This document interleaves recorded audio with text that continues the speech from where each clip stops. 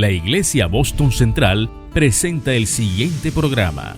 Este año empezamos con la serie que se llama Cimientos. Y lo ubicamos en la época del regreso del pueblo de Israel luego de la cautividad. Entonces, Dani estuvo hablando de ese primer grupo que regresó con Zorobabel, y luego Wilson la semana pasada estuvo hablando de ese otro grupo que regresó con Esdras. Y con Esdras vamos a continuar la historia y cómo lo podemos aplicar a nuestra vida. Entonces, Wilson les estuvo explicando que este grupo que regresó con Esdras tuvo un acto muy importante, y fue reconstruir lo que fue el templo y el altar, lo que fue la adoración. Entonces, el contexto para los que de pronto dicen, no, yo no pude venir o no me acuerdo un poco, y era que el pueblo de Israel había sido llevado cautivo a Babilonia, y pues toda Jerusalén había sido destruida, sus murallas, su templo, todo estaba completamente destruido, y el rey Ciro el Grande dio un decreto para que todos los que quisieran volver a Jerusalén, a Judá, lo pudieran hacer. Y fue un primer grupo que se fue con Zorobabel, y después un segundo grupo que regresó con Esdras. Y encontraron todo hecho un caos, todo estaba destruido, todo, casas, templo, murallas, todo estaba completamente destruido. Y lo primero que decidieron ellos reconstruir fue el templo y el altar, que simbolizaba la presencia de Dios. Y en esto nos hablaba Wilson, y es que cuando nosotros estamos en una situación de confusión, una situación de incertidumbre, de decimos, no sé qué hacer con mi vida, no sé qué rumbo tomar, no sé qué decisión voy a hacer, lo primero y lo más importante que tú tienes que hacer es reconstruir tu relación con Dios, o construir tu relación con Dios si nunca la has tenido. No importa en la etapa o en el momento que estés, lo primero, lo inicial y lo vital es construir tu relación con Dios. Y esto era lo que simbolizaba ese renacer del templo y ese renacer de la adoración. Sin embargo, cuando ellos terminaron de hacer esa reconstrucción del templo, dice la palabra, ahora lo vamos a leer, que estaban tristes, que se sentían avergonzados. ¿Por qué? Porque habían podido reconstruir el templo no como estaba antes en la época de Salomón. Y no estaban solamente tristes por eso, estaban tristes porque sus murallas y sus puertas estaban completamente quemadas y destruidas. Te quiero que me acompañes al libro de Nehemías capítulo 1. Y sobre esta historia de Nehemías, vamos a conocer un poco quién fue Nehemías. Vamos a basar esta enseñanza. Entonces vamos a buscar Nehemías capítulo 1 y desde el versículo 1. Y dice así la palabra de Dios. Palabras de Nehemías, hijo de Hacalías. Aconteció en el mes del Quisleu, en el año 20, estando yo en Susa, la capital del reino, que vino Hanani, uno de mis hermanos, con algunos varones de Judá, y les pregunté por los judíos que habían escapado, que habían quedado de la cautividad, y por Jerusalén, y me dijeron: el remanente, los que quedaron de la cautividad allí en la provincia, están en gran mal y afrenta, y el muro de Jerusalén derribado y sus puertas quemadas a fuego. Nehemías era un israelita que vivía en la capital del reino, que era Susa, y tenía una función muy importante, que era ser el copero del rey, que es una persona de confianza. El copero en esa época era la persona encargada de probar la comida del rey antes de que él la consumiera, porque era frecuente que los enemigos intentaran asesinar al rey a través de envenenamiento. Y entonces pues era una posición bastante complicada, pero también implicaba una posición de responsabilidad. Si nos ubicamos un poco en esta época, el rey, que era Artajerjes, es el sucesor luego de Asuero, la historia de Esther, más o menos en este contexto en que el pueblo ya no estaba bajo el imperio babilónico, pero aún no era completamente libre. Sin embargo, es el mismo rey donde Nehemías servía, que él fue que Wilson les estuvo explicando, que le dio todos los recursos a Esdras para poder reconstruir el templo. En este momento, como les comenté al inicio, ya habían reconstruido el altar, ya estaba el templo, pero las murallas y las puertas de las murallas estaban destruidas. En esta época, o ustedes han visto las murallas en ciudades como Cartagena, en otros lugares, pues eran fortificaciones que protegían al pueblo de ataques de sus enemigos y que simbolizaba lo que era la seguridad y estabilidad de ese pueblo. De hecho, en las murallas que estaba constituida pues el muro y varias puertas, en las puertas cada uno tenía un nombre y una función, se hacían diferentes cosas, se hacía el intercambio comercial, los hombres importantes del pueblo pues se comunicaban con los otros, también era el lugar como hablamos nosotros de estar y de parchar. Pero en este momento todo estaba destruido y el pueblo se sentía mal, se sentía triste, se sentían avergonzados.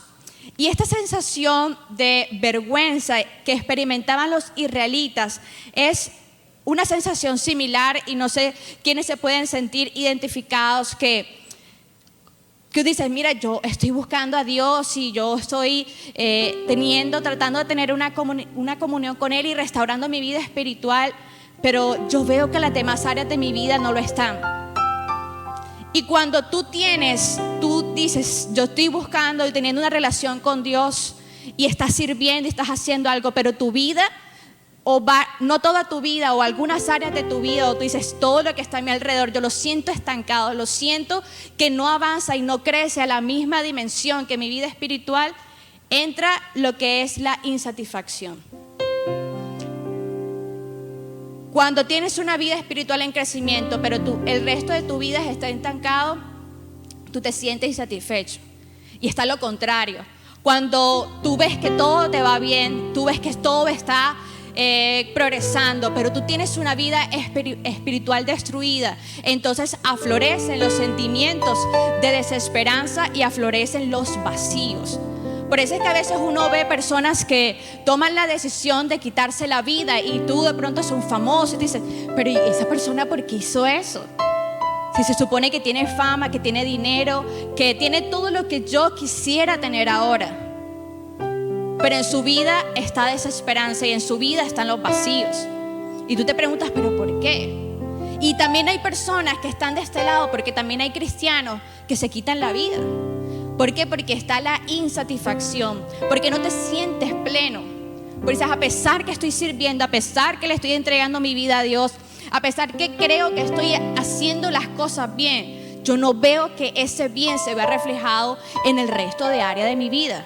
Como puede ser tu familia, tú puedes ser tu área emocional, sentimental, tu área económica, tu área estudiantil, todas estas áreas, dices, empieza la insatisfacción.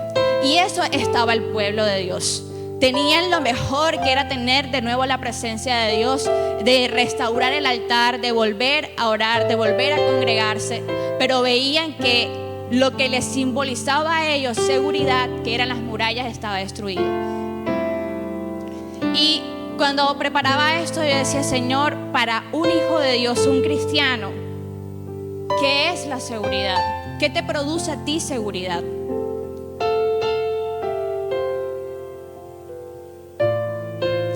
Y sabes, la plenitud del cristiano no viene de tener o de que todas las cosas le funcionen. La plenitud de nosotros como hijos de Dios no proviene de que te esté yendo bien en el colegio, en la universidad, que tengas trabajo, que tengas novia, que tengas lo que sea. La plenitud del cristiano viene cuando tú sabes que todas las áreas de tu vida Dios es quien la gobierna.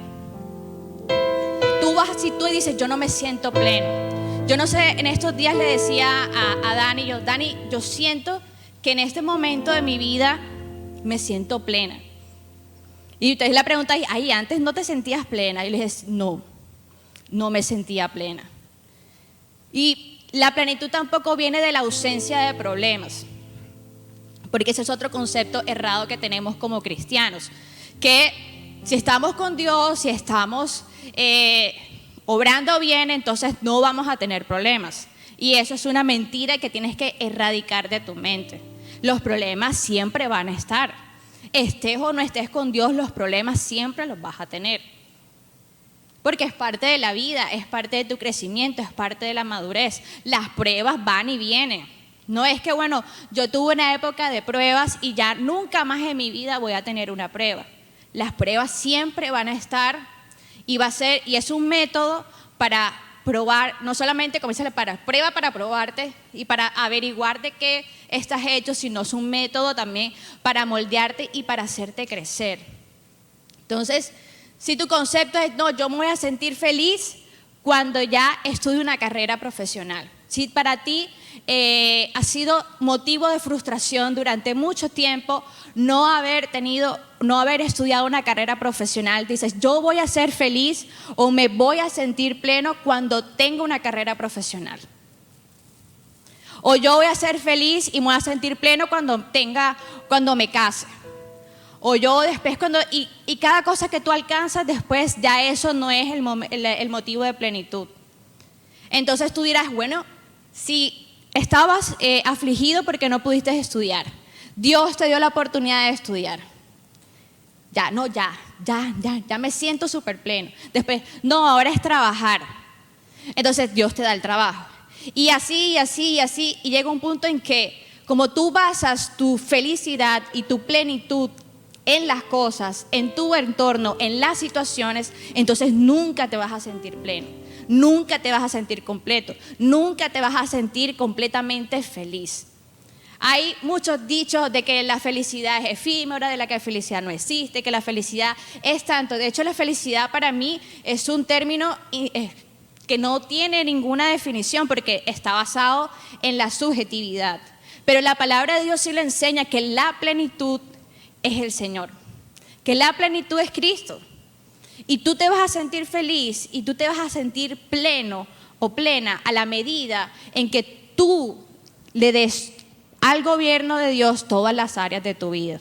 Porque si tú le entregas tu vida espiritual, pero no le entregas tu área emocional para que Dios lo gobierne, entonces vas a tener la insatisfacción. Entonces, hoy, a través del liderazgo de Nehemías, de cómo Nehemías llevó a cabo lo que fue la reconstrucción de las murallas, vamos a aprender de cómo nosotros podemos construir el resto de nuestras áreas de manera que sean fuertes, que sea una muralla firme, pero que al final tú puedas sentir que le pertenece a Dios y puedes alcanzar la plenitud. Entonces, vamos a ir a través de 4 principios acerca de cómo nosotros podemos levantar esas murallas. Antes de eso, Nehemías, o todo lo que ustedes, si quieren después en su casa leer el libro de Nehemías, cuando me dan y que utilice esto para estudiar, le dije, bueno, complicado porque todo el tiempo había estudiado a Nehemías como un modelo de liderazgo, es decir, cómo estudiamos a Nehemías para aplicarlo a nuestros equipos de liderazgo, de trabajo, que hay muchísimo para hacerlo, pero nunca lo había utilizado a Nehemías para aplicarlo de forma singular, es decir, a tu vida personal, a ti. Y decía, bueno, es un reto, pero leyendo me di cuenta que no solamente de Nehemías podemos aprender a cómo ser un buen líder, sino cómo hacer un cristiano que esté en victoria. Entonces, quiero que permanezcamos ahí en el libro de Nehemías y estamos en Nehemías 1, habíamos leído hasta el primer capítulo y el versículo 3. Entonces, llegaron de visita donde Nehemías.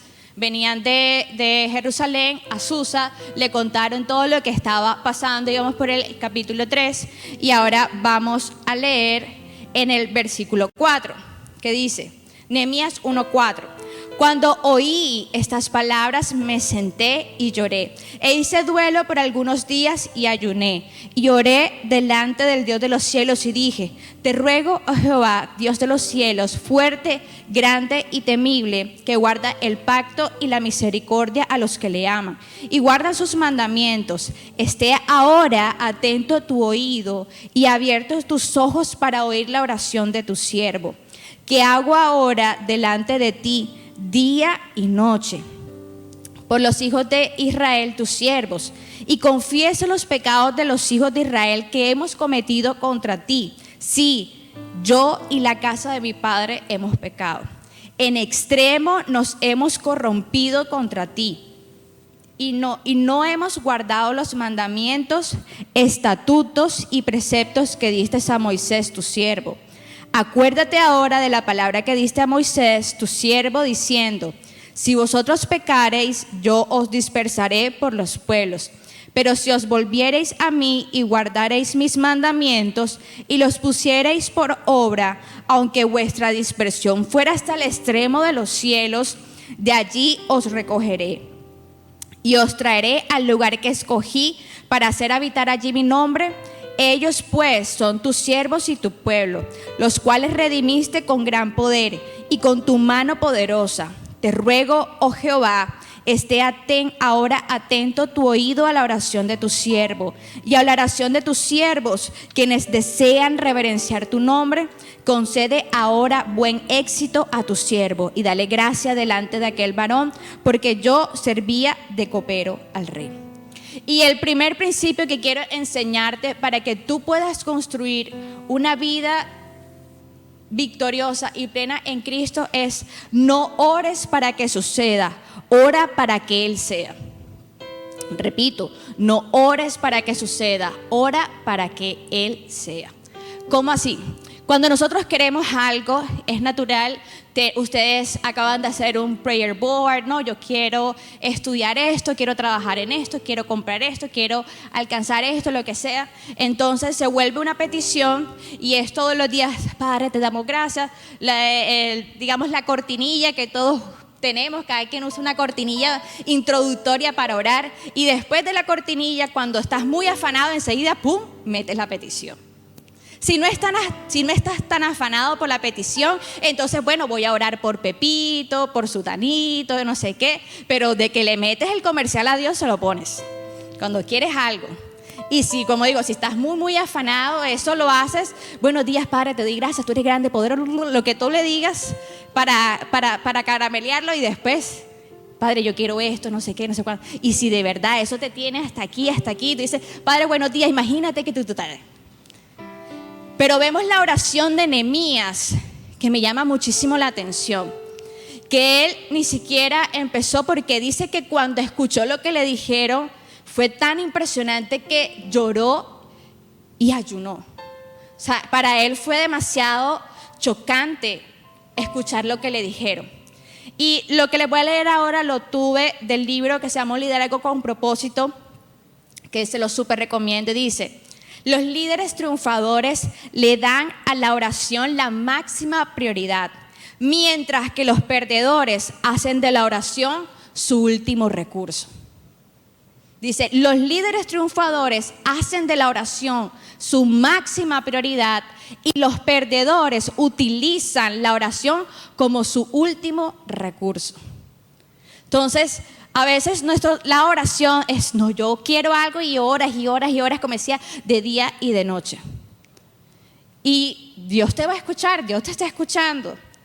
Y dice la palabra que a Dios le gusta que ores, que seas insistente. Cuando quieres algo, o sea, no está mal que si tú tienes una necesidad, un problema, una situación, ores de día y de noche. O sea, no está mal que lo hagas.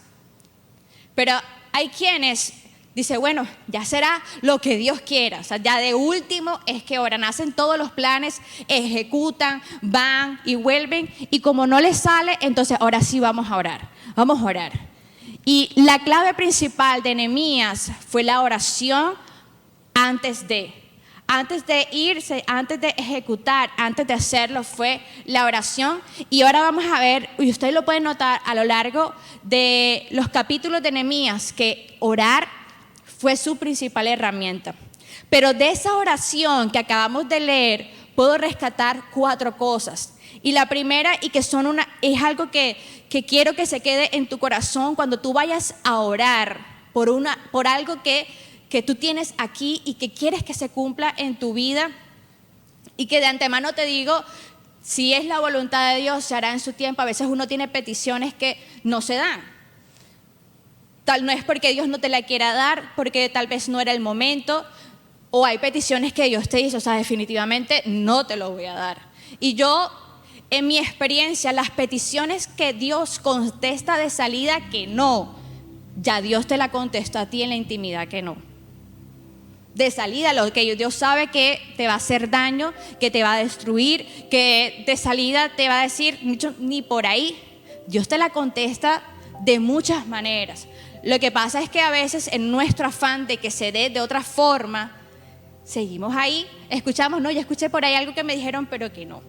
Entonces, las 4 cosas importantes basados en esta oración que leímos es, lo primero cuando vayas a orar es basa tu petición en lo que Dios es.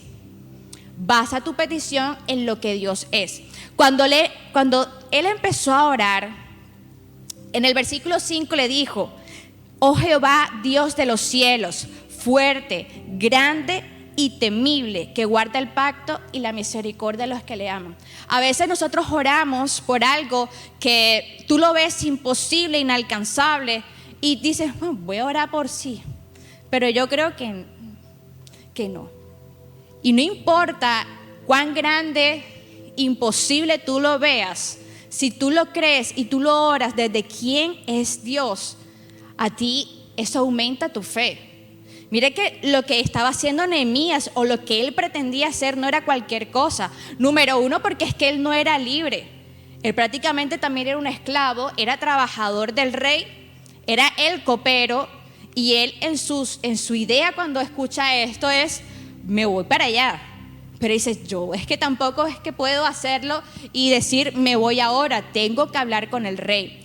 Y en la época de los reyes, presentarse delante del rey no era como hoy, de pronto, no, voy a hablar con mi jefe, le puedo mandar un correo, de pronto me da una cita. No, era algo de sumo cuidado porque implicaba qué tan cercano eras tú al rey, si esa petición era agradable para él, y si era de un rey de esos completamente desquiciados, hasta podrías caer muerto y ser enviado a prisión o lo que sea, nada más por un mal comentario de ese momento. Entonces no era tan fácil la situación. Entonces, número 1, cuando tú vayas a orar, confía en la bondad y confía en los atributos de Dios. Número 2, confiesa el pecado que hay en tu vida, porque a veces hay cosas que no ocurren, que le estamos dando más prioridad a mi necesidad, a lo que yo quiera, pero hay algo más urgente que atender, y es ese pecado o desorden que hay en tu vida. Lo tercero, reclama las promesas de Dios. Nehemías empezó a decirle, mira, tú nos prometiste que si nos arrepentíamos, que si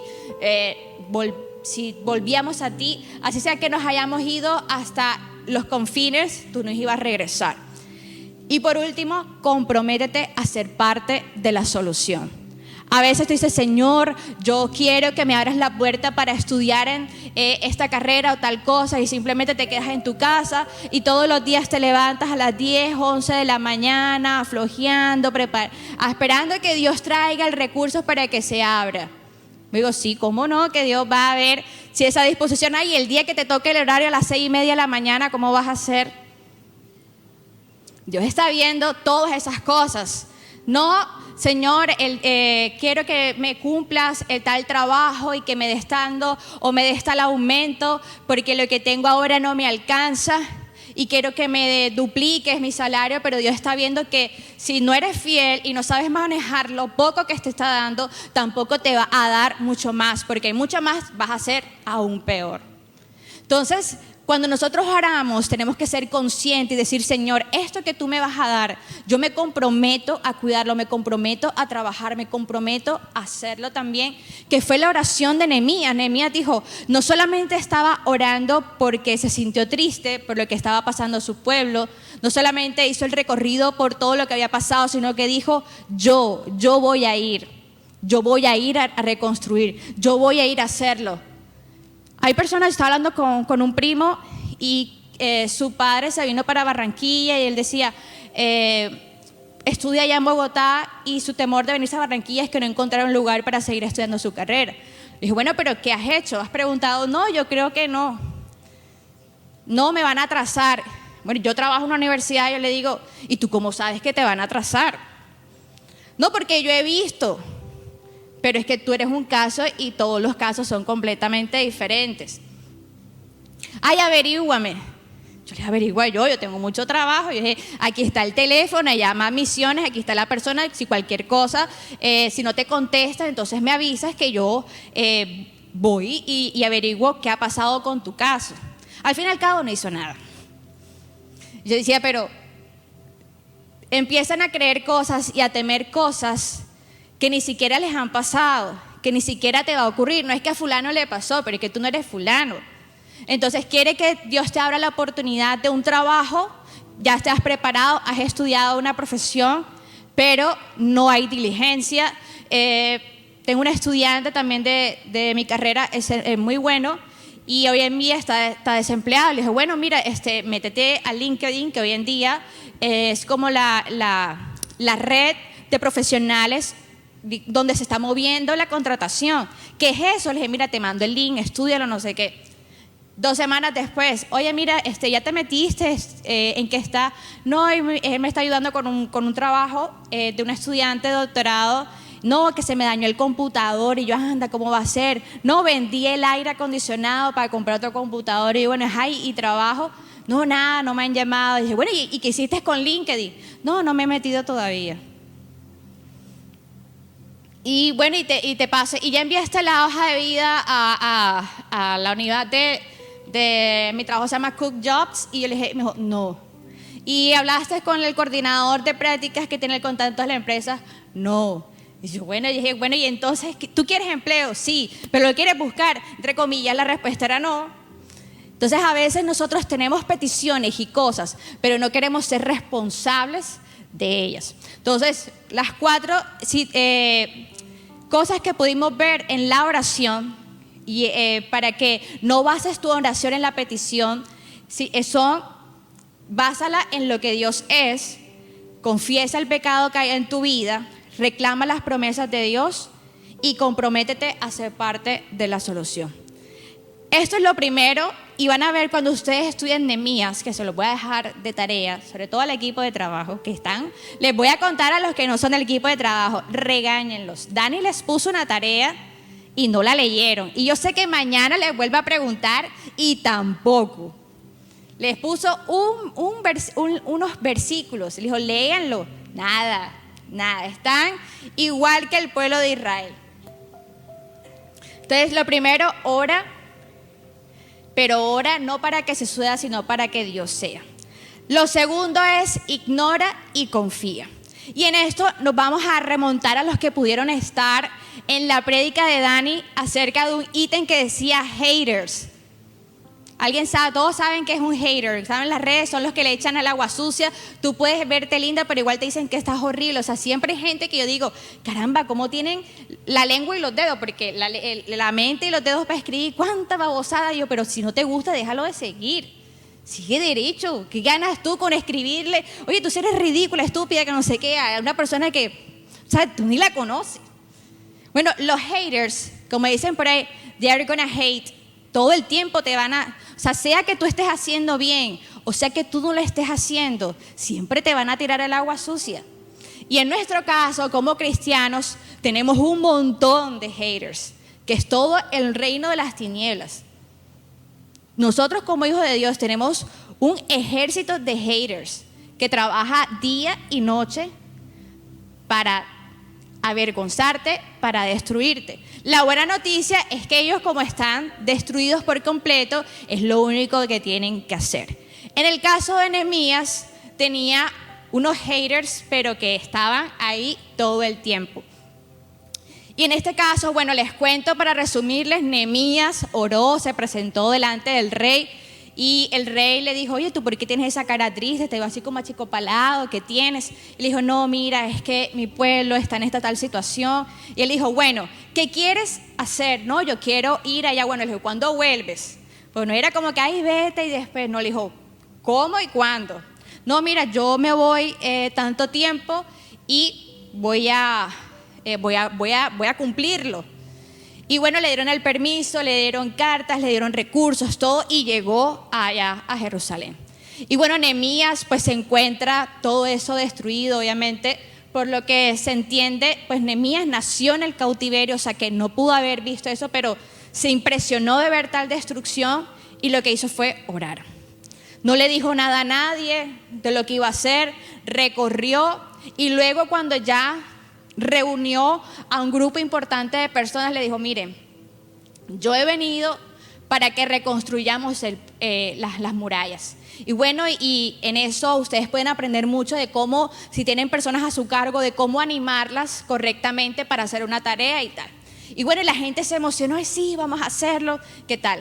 Pero desde que estaban allá donde el rey, había unas personas que además de ardidos, chismosos, porque siempre, nunca te va a faltar alrededor tuyo el envidioso, el ardido y el chismoso. Tenlos ahí presentes siempre. Ustedes, dice en Nehemías 2:10, cuando él estaba hablando con el rey, dice, pero oyéndolo Sanbalat horonita y Tobías el siervo amonita, les gustó en extremo que viniese alguno para procurar el bien de los hijos de Israel. ¿Por qué les tenían tanto odio? Bueno, Sanbalat y Tobías era gobernador de Samaria, eternos enemigos del pueblo de Israel. Y luego cuando ya Nehemías habla con la gente para decirle lo que va a hacer, estaban con la oreja parada también allá. Y en el versículo 19 y 20 les dice, pero cuando lo oyeron Sanbalat horonita, Tobías el siervo amonita y Gesem el árabe, hicieron escarnio de nosotros y nos despreciaron diciendo, ¿qué es esto que hacéis vosotros? ¿Os rebeláis contra el rey? O sea, empezaron a inventar una cantidad de cuentos y todavía no habían empezado a construir las murallas. O sea, apenas habían hablado de, oye, ¿qué vamos a hacer? ¿Qué vamos a hablar? Y en estos días estuve viendo un reel de un pastor que decía, si tú quieres hacer algo, cállate. O sea, si vas a hacer algo, cállate. O sea, y se ponían como una cinta de algo.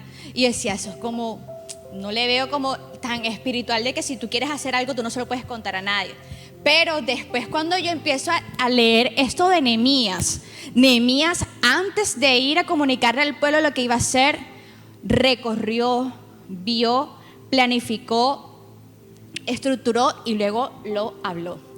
Y sin embargo, hay una promesa cuando tú vas a empezar a algo que todavía no has empezado a trabajar, de pronto todavía no has empezado a estudiar, o lo que tú dices, o ni siquiera me he noviado con X o Y persona, y ya te están echando cuenta, agua sucia, te están diciendo, no, hombre, no estudies esa carrera, que esa carrera no da plata, no, hombre, no te metas en tal empresa, oye, no te metas con fulanito, o no te metas con sutanita, y ni siquiera no estás ni por ahí en esto.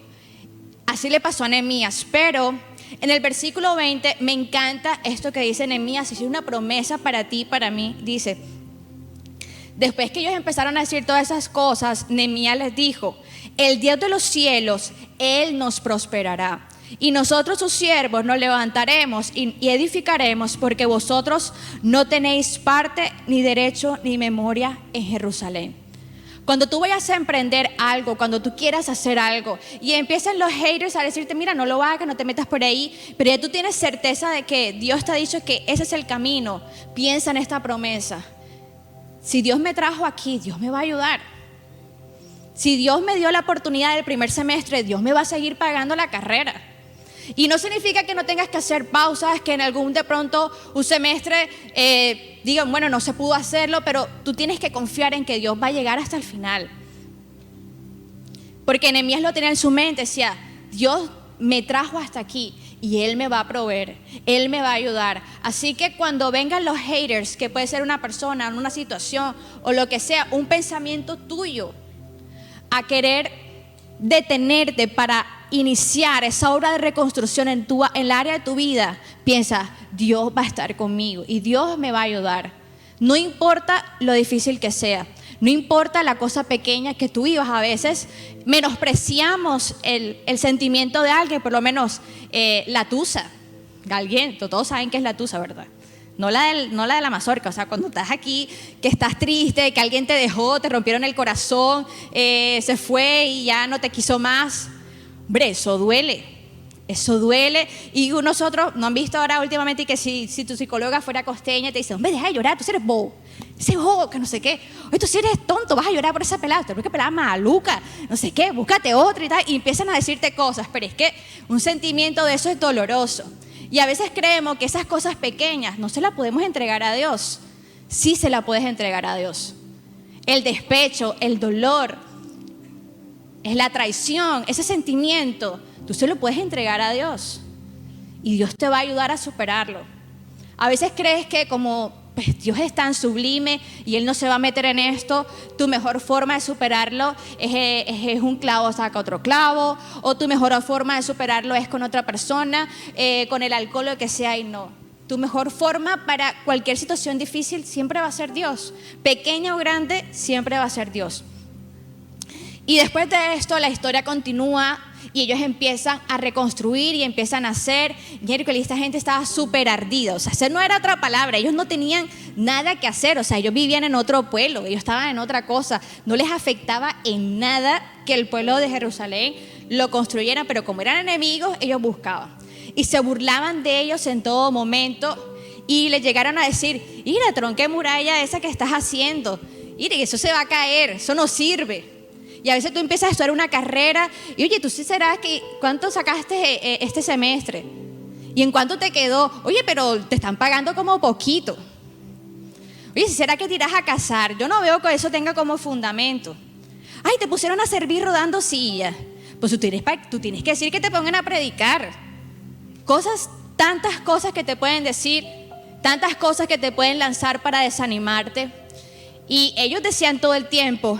Pero Nehemías, en el capítulo 4, el versículo 14, les dijo: después miré y me levanté y dije a los nobles y a los oficiales y al resto del pueblo: no temáis delante de ellos, acordaos del Señor grande y temible, y pelead por vuestros hermanos, por tus hijos, por tus hijas, por tus mujeres y sus casas. Y cuando oyeron nuestros enemigos que lo habíamos entendido y que Dios había desbaratado el consejo de ellos, nos volvimos todos al muro y cada uno con su tarea. Cuando tú le demuestras a los demás, a los haters, que tienes convicción por lo que estás haciendo, que tienes pasión por lo que estás haciendo y que tienes una confianza inquebrantable en Dios, se van a alejar, te dejarán de molestar, te dejarán de perseguir y verás esa obra culminada. Construyeron las murallas en 52 días, quedaron perfectas, quedaron espectaculares. Y aún así siguieron tirando, como dicen, hate, pero ya no era de burla, porque es que les quedó espectacular. Ya no podían decirle, eso no sirve. Intentaron después decirle, oye, pero seamos amigos, o sea, perdona todo lo que yo te dije, pero vamos a unirnos ahora. No, ¿y por qué no vienes aquí conmigo y seamos amigos y tal? Y Nehemías era una persona determinada. Y les dijo en el capítulo 6, versículo 15 al 16: fue terminado pues el muro y el 25 del mes de Elul en 52 días.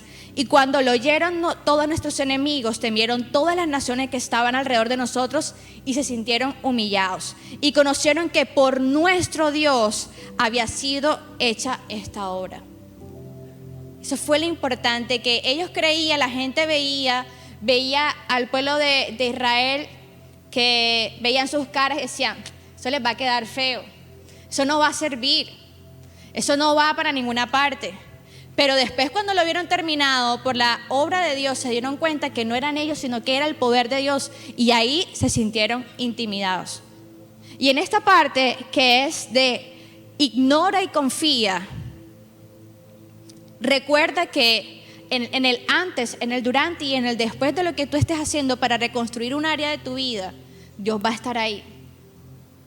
Dios siempre te va a proveer, Dios va a defenderte. Y Dios al final le va a demostrar aquellos que intentaron detenerte, que no podrán hacerte volver atrás.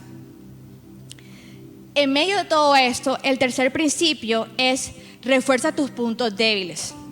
Cuando ellos estaban construyendo las murallas, ellos se dieron cuenta que los enemigos no solamente se estaban burlando, sino que también estaban pensando en una estrategia de cómo hacerlos detener. Y por eso los amedrentaban y le decían cosas. Pero Nehemías se dio cuenta que el pueblo estaba como un poco temeroso y que eso se estaba convirtiendo en un punto débil para ellos de reconstrucción. Y les dijo lo siguiente: con una mano en la espada y con otra el ladrillo. Dice, los que edificaban, eso está en Nehemías 4:17, los que edificaban en el muro, los que acarreaban y los que cargaban, con una mano trabajaban en la obra y con la otra tenían la espada. Si tú estás intentando reconstruir una área de tu vida, vamos a tomar el ejemplo, tu área emocional. Es decir, los sentimientos que tienes en tus relaciones de amigos, de pareja, y si esta área tú dices, hoy está un poco descuidada o estaba como las murallas y las puertas completamente destruido porque has sido engañado, has sido maltratado o tú has sido el maltratador y el engañador, tú tienes que reconocer que esa área de tu vida es un punto débil.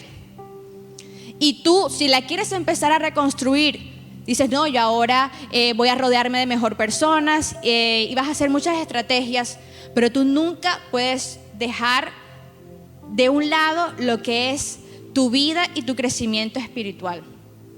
Y Nehemías lo muestra. Lo que simbolizaba el ladrillo era el trabajo y la espada era la defensa. Tu mayor y tu única defensa es la palabra de Dios, es tu vida espiritual. Y tú dices, no, yo voy a estudiar y no, pero en la universidad no entra Dios. O yo voy a trabajar, pero allá no está Dios. Dios tiene que estar en todas las áreas de tu vida. Y tú, a veces hemos hecho esa separación ilógica de decir el término secular. Yo esa palabra no lo uso porque secular se introdujo como que tu vida solamente está restringida a la parte eclesiástica cuando estamos aquí. Pero si tú estás en el trabajo, pues ya tú no, eso le dicen la vida secular, o sea, ya no está Dios. Y eso es errado. Tú sirves y tú eres, y Dios es en cualquier parte que tú vayas. En la universidad, si tú estudias, tú eres un hijo de Dios. Si tú trabajas en X empresa, tú eres un hijo de Dios que trabaja en esa empresa. Y así todas las áreas de nuestra vida. Entonces, no hay una sola cosa en las cuales tú digas, no, es que yo aquí no soy. Tú tienes que ser en todos los lugares. Tú tienes que ser un hijo de Dios en todo, y el hijo de Dios es y lo demuestra. Hay muchas maneras, no solamente con decir, te dicen buenos días y tú respondes amén. No, dices buenos días. O todo es, no es que tienes que ahora, no, todo el mundo para que sepa que soy cristiano, es que yo el correo escribo, saludos, bendiciones, Dios te guarde, Dios te bendiga. Que lo puedes hacer si quieres. Hay empresas pues que eso no lo usan, pero en mi empresa no dicen nada, yo puedo poner lo que yo quiera, pero no me van a decir absolutamente nada. Pero eso se demuestra de muchas maneras. Pero si tú tienes un área que tú dices, esta área me cuesta, esta área yo siento que no puedo, entonces Nehemías le da esa estrategia. Y cuando lean ese pasaje con más detenimiento, porque ya se nos acabó el tiempo, ustedes van a dar cuenta que Nehemías no solamente le dijo, o sea, cada uno, sino que los organizó, hizo grupos, hizo estrategias. Si hay un área en tu vida que tú sientes que solo no puedes, tienes que buscar ayuda, tienes que buscar una estrategia para poder triunfar. ¿Por qué? Porque las murallas era un muro grande, pero tenía varias puertas. Y Nehemías lo que hizo que en cada puerta designó personas de acuerdo a su afinidad con esa puerta para que la restauraran. Y así tú tendrás que hacer en tu vida, en cada área, en cada cosa que tú veas, tú tienes que buscar la estrategia para levantarla y reconstruirla. Pero la estrategia es el ladrillo. ¿Cómo lo vas a hacer? ¿Con quién lo vas a hacer para restaurarlo? Pero la espada eres tú y es Dios. Nunca en lo que vayas a hacer de las áreas de tu vida, si lo entiendes más con el término secular, o sea, lo que esté por fuera de esto del servicio, de la iglesia, de las cuatro paredes, nunca dejes de incluir a Dios en ese proceso. Así sea en el tema académico. Dios mío, no me entra esa ecuación, no la entiendo. Y busca la manera, ora. Yo oro por mis estudiantes. Cuando yo veo la cosa difícil, que van de 3 para abajo, yo oro por ellos. Yo oro porque digo, Dios mío, a veces yo digo, pobre mamá que está pagando 7 millones de pesos y no sabe la criaturita que tiene por aquí. Yo, Dios mío, oro por esa mamá y yo, Padre, para que ese pelado no le haga perder la plata, Dios mío. Y oro. Antes de empezar yo oro porque a veces dije, no, Dios mío, hoy estoy cansado. Hoy no estoy para los chistositos ni para los que hacen la clase difícil. Y oro, Dios mío, oro. O dame paciencia con mi hijo, Dios mío, yo amo a esta criatura, pero es que a veces la abuela. Entonces digo, en todas las situaciones de la vida, incluye a Dios. En todo lo que tú vas a hacer, inclúyelo. A Él le encanta, o sea, a Dios no le molesta. Imagínense que hace días yo le decía a Juan Martín, porque está otra vez de que quiere pasarse todas las noches a dormir con nosotros. Y él decía, hijo, pero no, es que me da miedo la oscuridad. Le decía, pero es que Dios está contigo aquí, Dios manda ángeles. Y me dijo, no, mamita, Dios está muy ocupado atendiendo muchas personas en el mundo. Y yo no creo que pueda ocuparse de mí en estos momentos. Ya ahí me dio el papayazo para decirle una de las características de Dios, de su omnipotencia, de su omnipresencia, de lo maravilloso que es Dios, que puede estar en todas partes. Y él quedó como, wow. Entonces, mire, si a veces ese pensamiento de tú dices, no, pero un niño de 5 años que logra decir, es que él está muy ocupado y yo no creo que él me pueda cuidar a mí. Y a veces tú lo puedes pensar, yo soy muy pecador y yo no creo que Dios me vaya a mirar a mí. O yo estoy haciendo eso y yo no creo que Dios se vaya a fijar en mí. Y déjame decirte que Dios sí lo va a hacer. Si tú clamas a Él, Él te va a responder. Y lo último es una limpieza profunda. Mire, construyeron las murallas y como Nehemías le dijo al rey que iba a hacerlo en tal época, a él le tocó devolverse. O sea, eso no le estoy contando, resumiéndoles en 40 minutos algo que duró 52 días, pero entre que reconstruyeron el templo y empezaron la reconstrucción de las murallas pasaron 13 años. O sea, se tomaron el tiempo para determinar construirlo. Y resulta que Nehemías se va para donde otra vez, para donde Artajerjes, a su trabajo de copero, y le llegan, él fue y preguntó, mandó a preguntar, ay, ¿cómo van? ¿Cómo van después que Dios te dio el trabajo? ¿Cómo vas después que empezaste la universidad? Oye, ¿cómo vas después que te noviaste con ese que, mejor dicho, vivías y respirabas y suspirabas? Y le contaron, no, si te contara, Nehemías. Primero que todo, uno de sus hermanos se hizo familiar de Tobías. ¿Se acuerdan que les conté de Tobías el que andaba? Mira, se casó con la hermana de ese, o sea, un hermano, o sea, eso fue la traición más grande. Cuando ya Dios le había dicho desde antes, mucho de antes, le dijo, nunca se unan con un pueblo extraño. Y además de eso, o sea, el colmo de ese Tobías que molestó y les dijo, se unió. Lo segundo, no le estaban dando lo que le correspondía a los levitas, que eso era una orden de Dios. Nehemías lo restableció y nada, a los pobres levitas pasando hambre. Y no estaban respetando tampoco el día de reposo. Es decir, Dios te dio la carrera universitaria, Dios te dio el trabajo, Dios te dio la novia, Dios te dio para casarte, Dios todas las cosas. Y simplemente después, cuando ya lo tuviste, te olvidaste de Él. Y eso a Nehemías le dio de todo y pidió permiso para volver. Y ya se imaginarán, en el versículo 30 del capítulo 13, dice... En el versículo dice, acuérdate de ellos, Dios mío, contra los que contaminan el sacerdocio y el pacto del sacerdocio de los levitas. Los limpié, pues de todo extranjero, y puse a los sacerdotes y los levitas por sus grupos, a cada uno en su servicio, y para la ofrenda a la leña en los tiempos señalados y para las primicias. Acuérdate de mí, Dios mío, para bien. En eso concluye el libro de Nehemías, que hizo una limpieza total y radical.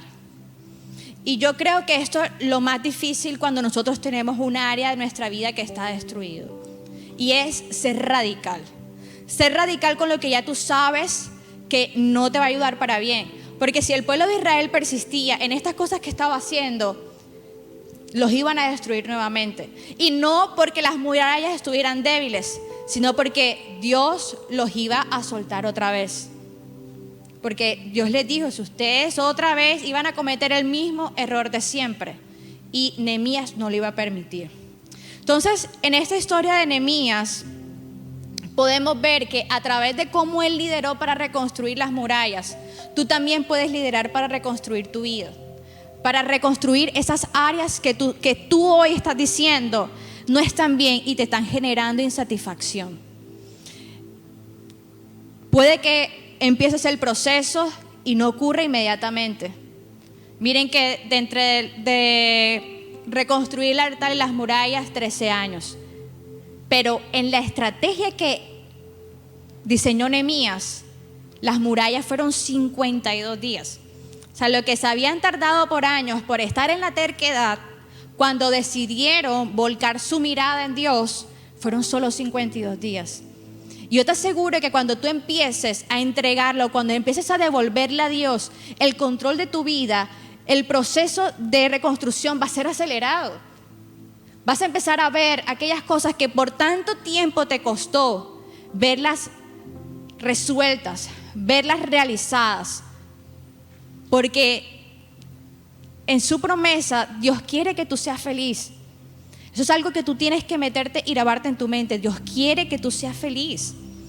Dios no solamente se goza porque tú estés aquí, porque le sirvas, porque le cantes, porque estés haciendo una actividad. Dios quiere que tú seas feliz, que te sientas pleno, que es un padre. Y los padres quieren ver siempre felices a sus hijos. Y buscarán la manera de ayudarte a que tú seas feliz. Pero tú tienes que devolverle el control de tu vida a Dios. No solamente de levantarte en la madrugada, de orar, de hacer un devocional y eso, sino de cada área de tu vida.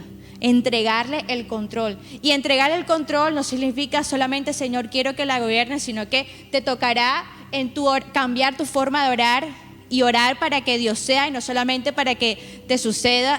Te tocará ignorar y confiar, porque siempre siempre se presentarán los obstáculos. Yo quisiera decirte que no va a pasar, que te va a ir súper bien, pero habrá dificultades. Pero tendrás como Nehemías ignorar y confiar. Que identificarás que aquellas cosas que las que te cuestan, busca ayuda. En una mano el ladrillo y con la otra la espada. Y finalmente, si es necesario hacer una limpieza profunda, radical, como la hizo Nehemías, hazlo, para que tú puedas ver ese proceso de aceleramiento de Dios en esas áreas que tú quieres que el Señor se manifieste prontamente. Así que te dejo esta enseñanza de Nehemías para que puedas meditarla. Si hay algo que tú quisieras construir, tú dices, yo no puedo hacerlo, puedes pedir ayuda a alguno de los chicos, de los líderes. Dices, no sé cómo hacerlo, yo he intentado, aquí estamos para ayudarte. Pero la mejor estrategia, la mejor manera que tú vas a descubrirlo es en tu intimidad con Dios. Así que yo te invito a que puedas colocarte en pie, que puedas cerrar tus ojos y podamos orar en este tiempo, dándole primeramente gracias a Dios por esta palabra. Es una palabra bastante... intenté condensar la vida de Nehemías, pero Nehemías hay mucho que aprender de él como líder, como persona, como hijo de Dios, como amigo. Pero hoy lo que el Señor quiere revelarte y es que, número uno, ten la seguridad de que Dios está interesado en que tú tengas una vida en victoria. Dios no le gusta verte acongojado y triste cuando ves que tus amigos se casan, que triunfan y que tú tal vez te sientes estancado. Dios no se siente feliz en ver cómo la estás pasando de mal por el divorcio de tus padres. Créeme que Dios no disfruta nada de eso. Y tú piensas, Señor, tú me ves aquí. Dios también, como Jesús, se entristece, le duele cuando te ve pasando por situaciones, cuando te ve tomando malas decisiones.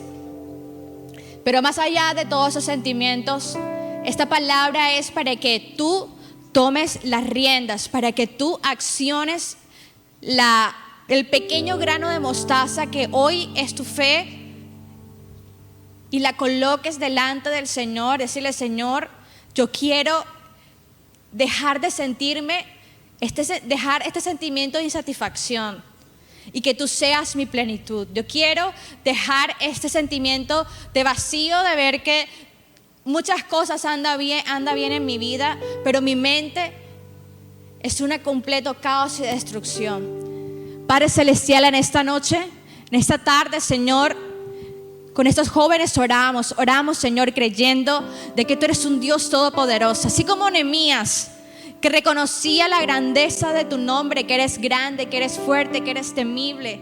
Señor, hoy en esta tarde reconocemos tu grandeza, de que tú, Señor, así como tienes cuidado de las aves, de la naturaleza, tú tienes cuidado de nosotros. Por más pequeño que seamos, por más pecador que estemos o hayamos sido, Señor, tú nos miras con grande amor a cada uno de nosotros. Señor, y yo oro por las murallas de esta juventud que están representadas en sus vidas, en su diario, en su vida cotidiana, en sus estudios, en su área familiar, en su economía. Oro por cada una de esas puertas que constituyen su muralla. Oro por sus emociones, con quién van a casarse. Oro por esos matrimonios, por esas familias. Oro por todas esas áreas, Señor, que constituyen el día a día y sus murallas, para que tú, Señor, les ayudes, así como ayudaste a Nehemías y al pueblo de Israel a reconstruirlas y a colocarle a cada uno de ellos sus puertas y sus cerrojos, para que en el nombre de Jesús tú les ayudes en la salud física, en la salud emocional, Señor, para que tú tengas y traigas paz a cada uno de nosotros, para que la seguridad de que eres un Dios que peleas por nosotros nos acompañe de día y de noche, Señor, para que aquellas puertas, Señor, que se habían cerrado por nuestro pecado, Señor, por nuestra manera de vivir, Dios mío, en el nombre de Jesús, tú las restaures, para que esas debilidades con las que tropezamos una y otra vez podamos, Señor, ser como el pueblo de Israel, con una mano seguir trabajando, no desanimarnos, y con la otra agarrados de ti, Señor, para seguir levantando día a día, porque no nos olvidaremos de que tú tienes un interés sobre nosotros. Padre, para que los procesos de reconstrucción se aceleren como el pueblo de Israel, Señor, para que esas puertas, Señor, de bendición que tanto habían esperado, en el nombre de Jesús se abran, Señor. Creemos, Señor, que los cimientos de nuestra vida, que la plenitud de nuestra vida no está puesta en las circunstancias, en las situaciones. Está puesta en que tú estás en medio de ellos, Señor, que está puesto en todo lo que tú haces. Y que tú traes hoy no solamente contentamiento a cada uno de nosotros, sea donde estemos, sino que empiezas a planear con nosotros, Señor. Que esos pensamientos de estancamiento en el nombre de Jesús se derrumban. Que ese sentimiento de desesperanza, de tristeza, porque algo no se da en nuestra vida, esa desesperación hoy se derrumba en el nombre poderoso de Jesús. Y que esta palabra produzca en nosotros aliento, confianza, ánimo para levantarte y decir delante del Señor: Señor, yo contigo lo puedo. Tú me vas a ayudar. Yo voy a salir de esta situación. Yo sí voy a casarme. Yo sí voy a encontrar a alguien que me ame. Yo sí voy a trabajar. Yo sí voy a crear mi empresa. Mi empresa será fructífera. Todo lo que yo emprenda, Señor, va a ser fructífero, porque estará delante de ti. Y tú serás el rey en medio de todo eso, Señor. Ayúdanos, Señor, a limpiar, a quitar aquellas cosas que nos impiden, Señor, levantar murallas fuertes en el nombre de Jesús. Ayúdanos en nuestra debilidad. Ayúdanos, Señor, a que en el momento de la tentación no podamos ceder en el nombre de Jesús y podamos tener una vida en victoria, que podamos tener un altar, un templo encendido, pero que también se pueda reflejar en las demás áreas de nuestra vida, Señor.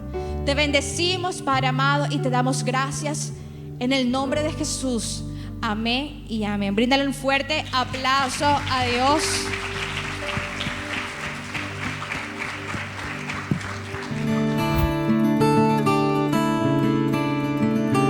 La Iglesia Boston Central presentó el anterior programa. Dios te bendiga.